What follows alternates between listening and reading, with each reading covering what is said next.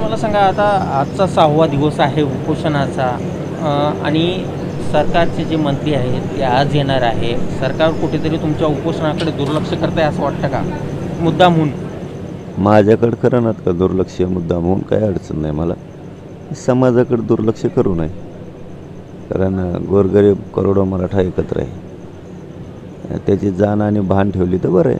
माझ्याकडे दुर्लक्ष केल्यानं मला काय वाटत, पण माझ्या समाजाचा आरक्षणाचा मोठा प्रश्न आहे. त्याच्याकडे दुर्लक्ष केलं तर मराठी उद्या तुमच्यावर पुन्हा एकदा दुर्लक्ष करतील. नाही, सरकारला मी रोजच सांगितलं आहे. काय सांगायचे आता बार का तेच सांगत बसू. एक तर माझ्या तोंडातून पोटातून आवाज निघत नाही आहे. आता राजेसाहेब कशासाठी येलेत, भेटायला येले का चर्चा करायला येते, त्याच्यावरसुद्धा अवलंबून आहे. खूप काही किचकट गोष्टी आहेत, कशासाठी यायलेत काय विषय. त्यामुळे मी आधीच कसं सांगू पुढची दिशा आंदोलनाची काय. पुढची दिशा मी उद्या 5 वाजता सांगेन, अशी जर टोलाटोली झाली तर.